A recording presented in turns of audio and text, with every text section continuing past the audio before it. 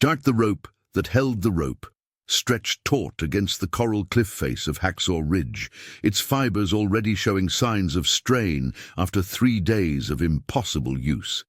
Desmond Doss tested the anchor point one more time, running his raw fingers along the steel spike that someone from the engineering corps had driven deep into the volcanic rock before the retreat began. Below, 70 feet down, he could see the dim shapes of stretcher-bearers waiting in the pre-dawn darkness of the Okinawan morning, their faces turned upward like flowers seeking light. April rain had been falling intermittently for hours, turning the plateau above into a slick maze of mud and shattered coral. The 77th Infantry Division had pulled back from their positions on Hacksaw Ridge after the 3rd failed assault, leaving behind equipment, hope, and dozens of wounded men scattered across the open ground like broken dolls. The retreat order had come through just after midnight, clear, unambiguous, and absolutely necessary from a tactical standpoint. Japanese reinforcements were moving up from the south, and the American foothold on the ridge had become untenable. Everyone had obeyed the order except Doss. He knelt beside the rope station he'd improvised from salvaged climbing gear, checking the harness system for the dozenth time. His aid bag lay open beside him, its contents depleted after 4 days of continuous action, 6 morphine syrettes, some sulfur powder, and enough bandages to treat maybe 3 more serious wounds. His uniform hung loose and muddy on his frame, and his helmet bore scratches from shrapnel that had come closer than he cared to remember. The plateau behind him stretched out in the grey half-light before dawn, pocked with shell craters and the twisted remains of what had once been a grove of pine trees. Somewhere in that maze of destruction, wounded Americans were calling his name. He'd counted at least 40 voices during the retreat, maybe more. Some had gone silent since then. "You sure about this rope, Doc?" The voice belonged to Corporal Martinez, one of the stretcher-bearers positioned at the base of the cliff. Doss could barely make out his upturned face in the darkness below, but the concern in his voice carried clearly in the still air. "It's held 53 men so far," Doss called back, his voice hoarse from exhaustion and shouting over artillery fire. "God willing, it'll hold a few more." The truth was, he wasn't sure about anything except the sound of wounded men calling for help. The rope was military-issue climbing line, designed for rappelling and emergency evacuation, but it had never been intended for this kind of sustained use. Each descent stretched the fibers a little further, each wounded soldier's weight adding microscopic tears that would eventually reach a breaking point. Doss had seen the fraying near the anchor point growing worse with each trip, but he'd also seen what happened to wounded men left on that plateau when the Japanese began their night patrols. Behind him, a voice called out weakly from somewhere near the crater where Charlie Company had been overrun. "Medic, somebody, please." Doss closed his eyes for a moment and whispered the prayer that had sustained him through this nightmare. "Dear Lord, give me strength to get one more, just one more." When he opened his eyes, the sky had begun to lighten along the eastern horizon, and he knew his time was running short. Daylight would bring Japanese observers who could direct mortar fire onto his position, making rescue impossible. But darkness also brought its own dangers. Enemy infiltrators who moved through the American positions like ghosts, finishing off the wounded and setting booby traps for anyone foolish enough to come looking. He shouldered his aid bag and began crawling toward the voice, using shell craters for cover and following a mental map he'd developed over the past 4 days. The ground beneath him was soft with rain and torn earth, littered with equipment that soldiers had dropped during the retreat, entrenching tools, ammunition clips, canteens, and here and there a rifle abandoned by someone who would never need it again. The wounded soldier was Private Henderson from Baker Company, shot through the thigh and delirious with fever. Doss found him curled in a shallow depression beside a shattered tree stump, clutching a photograph of a young woman with sad eyes. Blood had soaked through the field dressing someone had applied during the retreat, and Henderson's breathing was shallow and rapid. "Easy there," Doss whispered, sliding into the crater beside him. "We're going to get you down from here." Henderson's eyes focused on him with difficulty. "They left me," he whispered. "Everyone else went down, but they left me." "No one left you," Doss replied, cutting away the soaked bandage with his field knife. "I'm here now, and we're going home." The bullet had missed the major artery, but Henderson had lost a lot of blood and was showing signs of shock. Doss applied a fresh tourniquet and pressure bandage, then injected morphine to ease the pain and make transport possible. All around them, the ridge seemed to hold its breath, waiting for the sun to rise high enough to bring the Japanese observers online. As he worked, Doss thought about the rope waiting at the cliff edge and the men below who risked their own lives to catch each body he lowered into their arms. He thought about the after-action reports that would be written about this night and how those clean sentences could never capture the sound of Henderson's breathing or the way his hands shook as he tried to fold the photograph back into his pocket. Most of all, he thought about the choice that lay before him with each wounded man he found.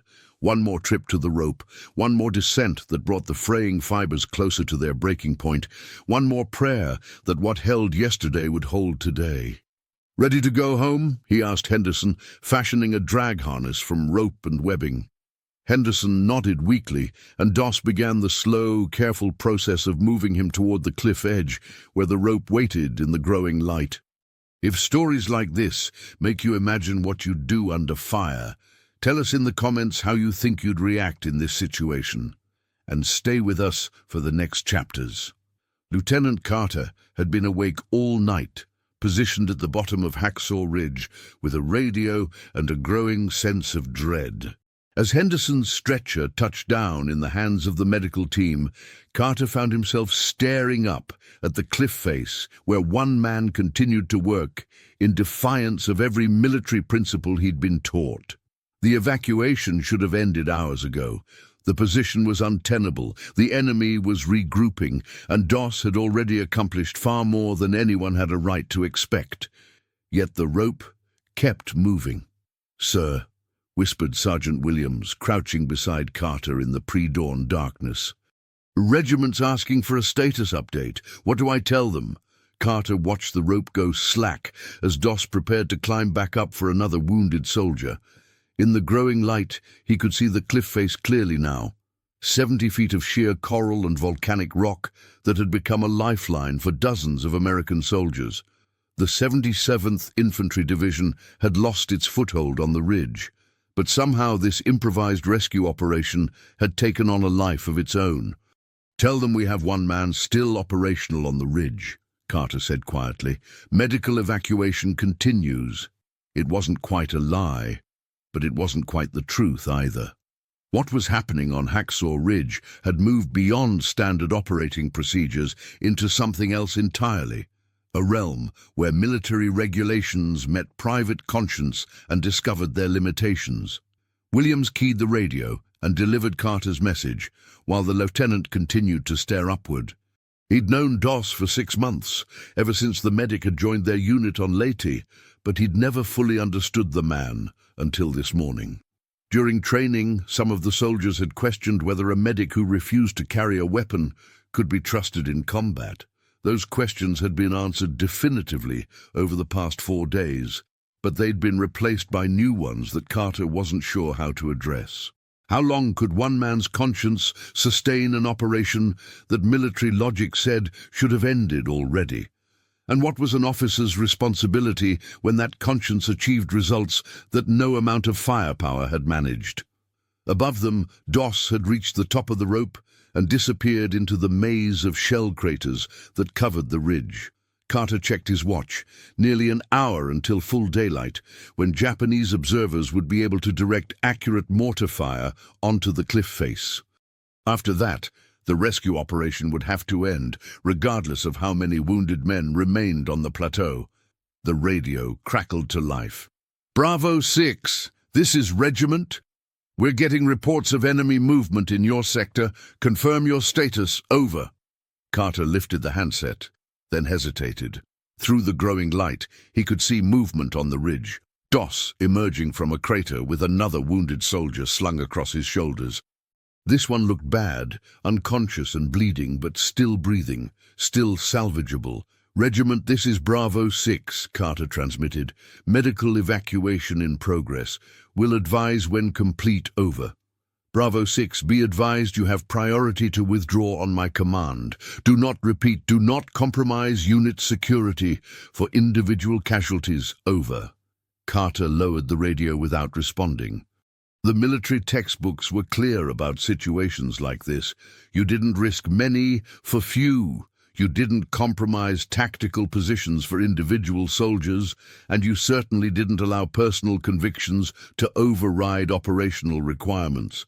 But the textbooks had been written by men who'd never watched a single unarmed medic work through the night to lower dozens of wounded soldiers to safety, one by one. Beside the aid station, Dr. Morrison was treating Henderson while keeping one eye on the cliff face above. The doctor had been working without sleep for 18 hours, processing the steady stream of casualties that Doss continued to send down. His uniform was stained with blood and mud, and his hands moved with the automatic precision of someone who'd long ago learned to separate emotion from technique. "How many more?" Morrison asked, not looking up from Henderson's leg wound. "I don't know," Carter admitted.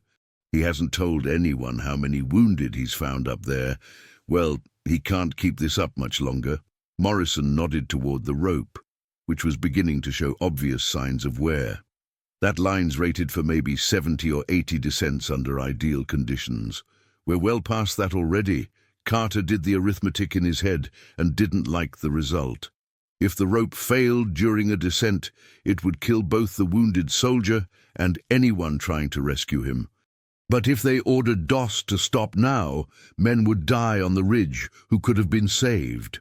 It was the kind of decision that would follow an officer for the rest of his career, regardless of which choice he made. On the radio, Regiment was calling again, more insistent this time. Reconnaissance flights had spotted Japanese reinforcements moving toward the ridge from 3 directions. The tactical situation was deteriorating rapidly, and maintaining the rescue operation was becoming more dangerous by the minute. "Sir," Williams said quietly, "what are your orders?" Carter watched Doss reappear at the top of the cliff with another wounded soldier, Private Collins from Able Company, who'd been missing since the retreat began. Collins was conscious but weak, and Carter could see Doss talking to him as he prepared the harness system for another descent. Even at this distance, there was something reassuring about the medic's calm, methodical movements, as if lowering wounded men down a 70-foot cliff face in the middle of a combat zone was simply another medical procedure to be executed with care and precision. "We wait," Carter said finally, "until he's finished, or until Regiment gives us a direct order to withdraw. And if the rope breaks?" Carter had no answer for that question. He could only watch as the frayed line began another descent, carrying Private Collins toward the outstretched hands of the medical team below. Somewhere on the ridge above, other wounded men were waiting for their turn on the rope that had become their only link to survival. In the distance, the sound of Japanese artillery was growing closer. By mid-morning, word had spread through the medical stations below Hacksaw Ridge that something unprecedented was happening on the cliff face.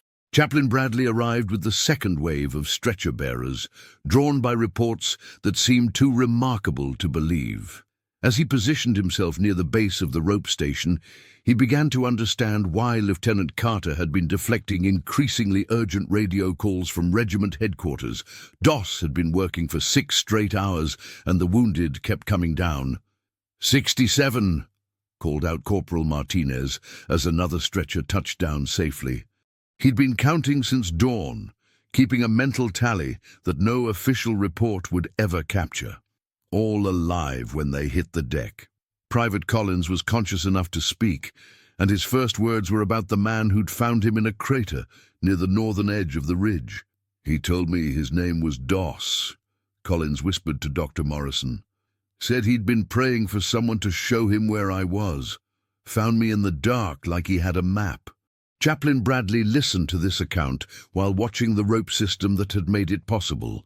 The improvised anchor point was holding, but the line itself told a different story. Individual strands had begun to separate near the cliff edge, and the rope had developed a visible stretch that added several feet to each descent. Engineering principles suggested that catastrophic failure was approaching, yet the system continued to function, with each wounded soldier DOS sent down. Above them, Japanese mortar fire had begun probing the ridge, searching for the American positions that intelligence reports insisted were no longer there. The explosion sent tremors through the volcanic rock, and each impact brought a shower of coral fragments down the cliff face. Carter had moved his radio position twice to avoid the falling debris, but he continued to maintain communication with the lone medic working above. "How much longer?" Carter called up during a lull in the mortar fire. "Few more," Doss called back, his voice barely audible over the wind. "Maybe 10. Hard to tell from here. 10 more trips for a rope system that should have failed 20 descents ago." Dr. Morrison shook his head as he calculated the odds, but kept his medical team in position.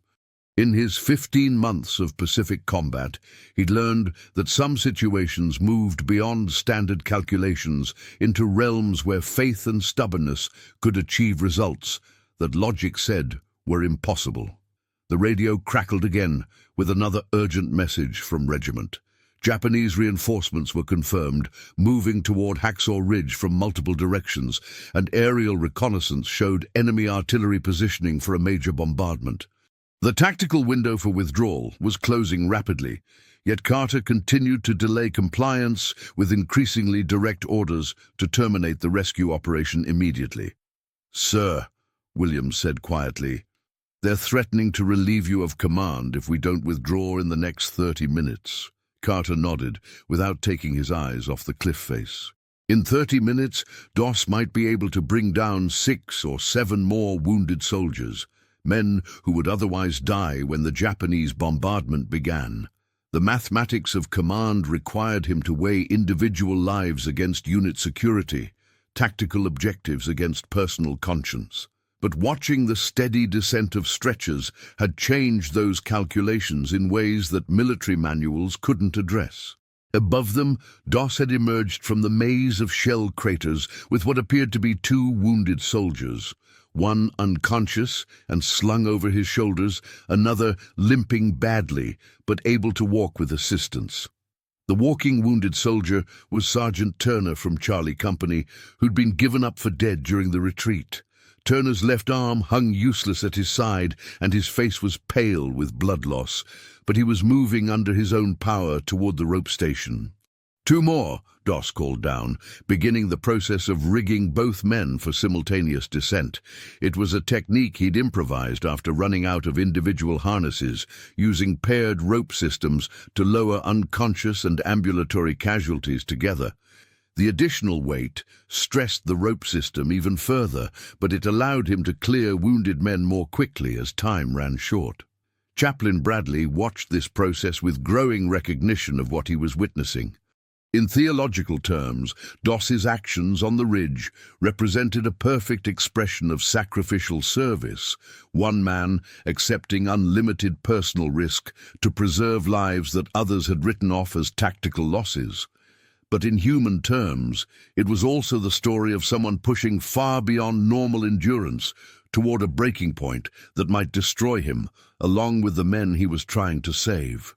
The double descent began smoothly, with Turner controlling his own rate, while Doss managed the unconscious soldier's rope from above. But halfway down, the primary anchor point shifted slightly under the increased load, sending a visible tremor through the entire system. For a moment, it seemed that the engineering limitations would finally assert themselves and end the rescue operation in disaster. Instead, the anchor held, the ropes continued their descent, and 2 more wounded soldiers reached safety at the base of the cliff. 69, Martinez called out, helping Turner away from the rope station. 2 more live ones. Above them, Doss had already disappeared back into the shell craters, searching for the next group of casualties. Japanese mortar fire was becoming more accurate as enemy observers adjusted their aim, and several rounds had landed close enough to the rope station to shower the cliff face with fragments. Time was running out for everyone involved, but the medic who'd refused to carry a weapon continued his methodical work of carrying wounded men toward the cliff edge, one by one. Carter keyed his radio for what he knew would be his final communication with regiment before direct orders forced him to terminate the operation. In the background, he could hear the sound of more wounded soldiers calling for help from the ridge above, voices that would soon be silenced permanently by the approaching bombardment. The rope stretched taut again as another descent began, carrying hope downward through the morning air toward hands that waited to catch whatever DOS could save from the disaster above. Would you follow the orders exactly, or trust what your own eyes and instincts tell you in a moment like this? Comment which path you'd take, and share this episode with someone who loves real human stories from history. The rope began its 73rd descent as Japanese artillery found their range. The first shells landed 200 yards short of the cliff edge, sending geysers of coral and earth into the morning sky, but DOS could hear the observers adjusting fire through their field glasses. 3 more rounds, maybe 4, and they'd bracket the rope station that had become the lifeline for dozens of wounded Americans scattered across Hacksaw Ridge.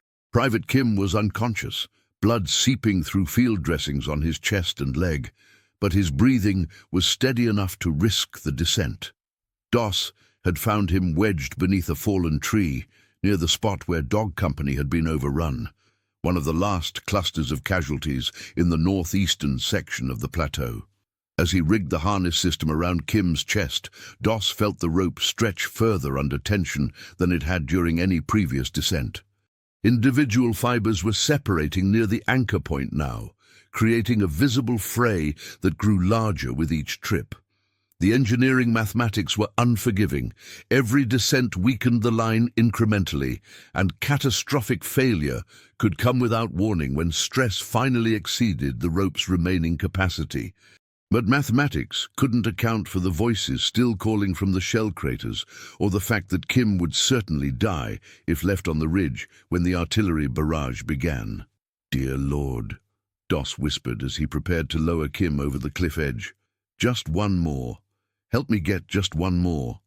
The descent began normally, with Kim's unconscious weight settling into the harness as DOS controlled the rate from above. But halfway down, something changed in the rope's behavior, a subtle shift in tension that suggested internal damage was approaching critical levels. DOS could feel it through the anchor point. Microscopic tiers connecting with each other, individual strands accepting loads they weren't designed to carry. Below, Lieutenant Carter watched the descent with growing alarm. Even from 70 feet away, he could see that the rope was behaving differently, stretching and contracting in ways that suggested imminent failure. Dr. Morrison had positioned his entire medical team beneath the rope station, ready to catch Kim if the system collapsed, but everyone understood that a fall from that height would likely be fatal. Japanese artillery was walking closer to the cliff edge with each salvo.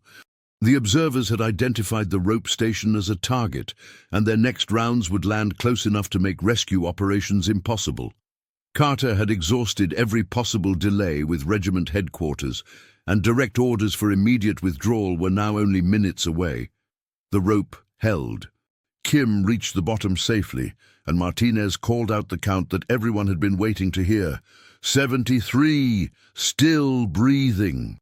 But as DOS began climbing back up to search for more casualties, the anchor point shifted again under his weight.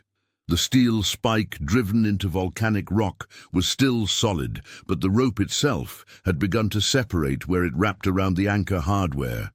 Each additional stress cycle opened the existing damage a little further, bringing the entire system closer to catastrophic failure. Above the cliff, DOS found the last group of wounded soldiers near the remnants of Baker Company's position. Sergeant Jackson was conscious but unable to walk, shot through the hip during the retreat and trapped in a crater that had filled partially with rainwater.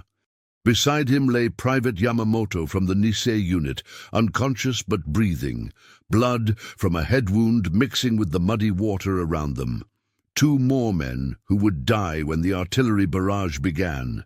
Two more trips for a rope system that should have failed an hour ago. Doss made the choice that would later define every official account of the action on Hacksaw Ridge. He rigged both men for simultaneous descent, doubling the load on a rope system that was already operating far beyond its design limits. The mathematics were simple and unforgiving. The rope would either hold for two more trips, or it would fail catastrophically and kill everyone involved. As he prepared the harness systems, Jackson grabbed his wrist with surprising strength. "Why?" he whispered. "Why keep coming back?" Doss met his eyes and saw the question that every wounded soldier had been asking. Why would anyone risk this much for men who might not survive regardless? The answer came from someplace deeper than training or duty, deeper even than the prayers that had sustained him through 6 hours of impossible work. "Because you're my brothers," he said simply, "and brothers don't leave each other behind." The double descent began as Japanese artillery found the cliff face. The first rounds landed close enough to shake the anchor point and shower the rope station with coral fragments. But the system held as Jackson and Yamamoto made their way down the 70-foot cliff. Doss controlled both ropes from above, feeling the anchor point shift and settle with each foot of descent, knowing that catastrophic failure could come at any moment. Below, Carter had finally received the direct order he'd been dreading. Immediate withdrawal, no exceptions, no delays. Regiment had identified Japanese artillery positioning for a major bombardment, and remaining in position would cost more lives than the rescue operation could possibly save. The tactical mathematics were clear and unforgiving, but the rope was still moving, carrying two more wounded soldiers toward safety. Carter made the choice that would later define his own military career. He delayed compliance with direct orders for another 10 minutes, allowing Doss to complete the descent and retrieve any remaining casualties from the plateau. It was a decision that violated every principle of military command, but it was also the only choice that preserved the lives Jackson and Yamamoto were about to save. The harnesses touched down safely as Japanese artillery found their exact range. The next salvo would land directly on the cliff edge, making further rescue operations impossible. But Doss was already climbing back up the rope for one final sweep of the plateau, searching for any wounded soldiers he might have missed in the maze of shell craters and destroyed vegetation. 75, Martinez called out as Jackson and Yamamoto were carried toward the aid station. Two more live ones. Above them, the rope stretched taut one final time as Doss made his last climb toward the ridge, where he'd spent 6 hours proving that one man's conscience could save more lives than an entire company's firepower. The anchor point held, the frayed fibers accepted one more load, and the system that should have failed hours ago carried him back up to search for anyone else who might need the rope that had become their pathway home. The plateau was empty when Doss reached the top for his final sweep. Japanese artillery had begun targeting the cliff edge directly, and each explosion sent tremors through the volcanic rock that made standing difficult. He moved through the maze of shell craters and destroyed trees with methodical precision, calling out for any wounded soldiers who might still be conscious, listening for voices that had grown silent during the long hours of evacuation. But as he searched, something else began to surface. The accumulated weight of what the past 6 hours had cost him, the adrenaline that had sustained him through dozens of rope descents, was finally ebbing, replaced by a tremor in his hands that made it difficult to grip his aid bag. His legs shook with exhaustion, and his back screamed from the repetitive stress of managing the anchor point while lowering unconscious men down the cliff face. More troubling was what was happening in his mind. The official accounts would later describe his actions on Hacksaw Ridge as divinely inspired, a miraculous expression of faith under fire that saved 75 American soldiers through prayer and determination alone. But Doss knew the truth that no citation would ever capture. There had been moments during the night when his faith had faltered, when the rope had stretched and groaned under loads it shouldn't have been able to carry, and he'd been certain that the next descent would end in disaster. He'd kept going anyway, not because of unwavering confidence in divine protection, but because the alternative, leaving wounded men to die, was simply impossible to accept. The prayers that sustained him had been as much pleas for forgiveness as requests for strength. Forgiveness for the men he couldn't reach in time. Forgiveness for the risks he'd forced others to accept. Forgiveness for pushing a rope system far beyond its limits, because he couldn't stop as long as voices called for help from the darkness. Near the northern edge of the ridge, he found evidence of what his night's work had really meant. Empty stretchers abandoned during the retreat, field dressings scattered across the ground, and here and there dark stains in the coral dust that marked places where wounded men had lain waiting for rescue that might never come.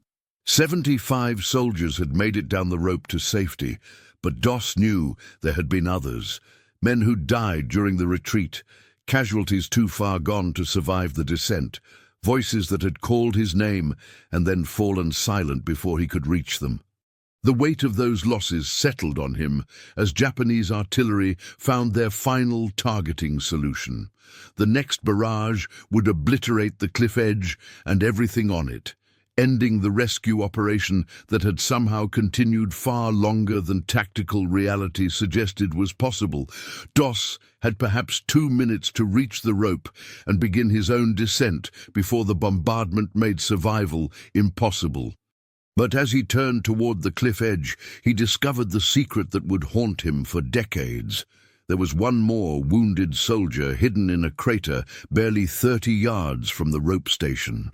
Private Davis from Charlie Company, semi-conscious and bleeding from multiple fragment wounds, but alive and breathing.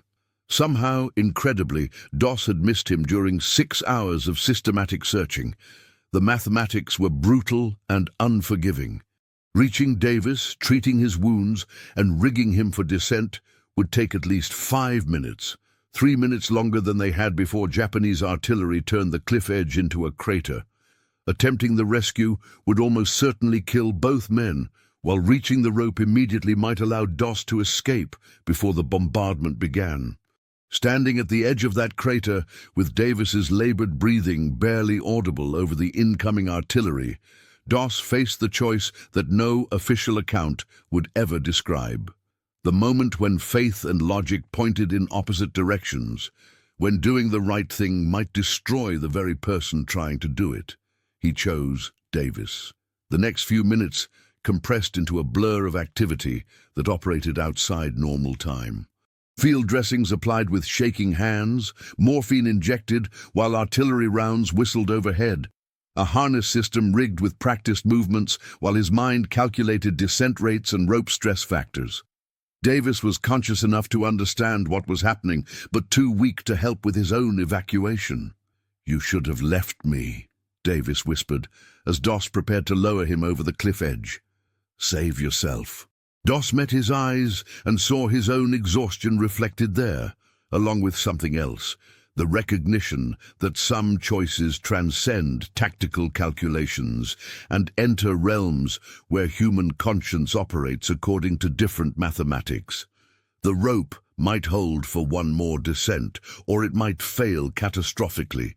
Japanese artillery might miss their target for another few minutes, or it might obliterate the cliff edge in the next 30 seconds. "Brothers don't leave each other behind," Doss replied, repeating the words he'd spoken to Sergeant Jackson an hour earlier. "Hold on tight." The descent began as the Japanese barrage reached its crescendo. Shells landed close enough to the cliff face to send fragments whistling past the rope, but the system held as Davis made his way down toward the medical team positioned below. Doss controlled the rate from above, feeling the anchor point shift and settle under the load, knowing that this would be the rope's final test. 3/4 of the way down, catastrophic failure finally came. Not in the rope itself, but in Doss's ability to continue. The accumulated stress of 6 hours continuous work, combined with the knowledge that he'd nearly left Davis behind, triggered a collapse that left him unconscious beside the anchor point as Japanese artillery found their target. Below, Davis reached safety as the first shells landed on the cliff edge above. Lieutenant Carter watched in horror as the rope went slack and debris cascaded down the rock face, understanding that the medic who'd saved 76 men had likely become a casualty himself in the final moments of the rescue operation. But somehow, impossibly, the anchor point held through the bombardment. When the artillery shifted to other targets and the debris cleared, they found Doss unconscious but breathing beside the rope station, protected by the same volcanic rock formation that had anchored the rescue operation through its impossible 6-hour duration. The rope that had carried 76 wounded soldiers to safety hung limp against the cliff face, its fibers finally separated beyond any possibility of repair. But it had held long enough to complete one last descent, carrying not just Davis, but the secret that Doss would carry for the rest of his life. The moment when he'd almost chosen survival over conscience and discovered that some choices can only be made once before they change who you are forever. Doctor.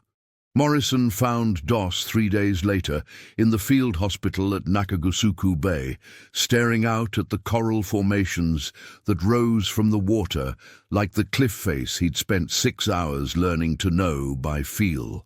The medic's hands were wrapped in bandages to treat rope burns that went down to raw muscle, and he hadn't spoken much since being evacuated from Hacksaw Ridge. The official debriefing had been brief and inadequate. How do you capture 6 hours of impossible work in a few paragraphs of military prose? 76, Morrison said quietly, settling into the chair beside Doss's cot. That's the final count. All survived the descent, though we lost 2 to their wounds later. Doss nodded without turning from the window. In his mind, he could still feel the rope stretching under each load, still hear the voices calling from shell craters, still see Private Davis's face when he'd realized that someone had come back for him. The mathematics of what had happened on the ridge didn't add up according to any engineering principles he understood, but the memory was precise and unforgiving in its details. They're talking about a Medal of Honor, Morrison continued. Lieutenant Carter submitted the paperwork yesterday. Says you saved more lives in one night than some entire companies manage in a whole campaign. The words felt strange and distant, like descriptions of events that had happened to someone else. Doss understood that official recognition was important for military morale and public relations, but the citations being written bore only superficial resemblance to what he remembered about the rope and the cliff and the weight of unconscious men being lowered into darkness 70 feet below. I almost left one behind, Doss said quietly.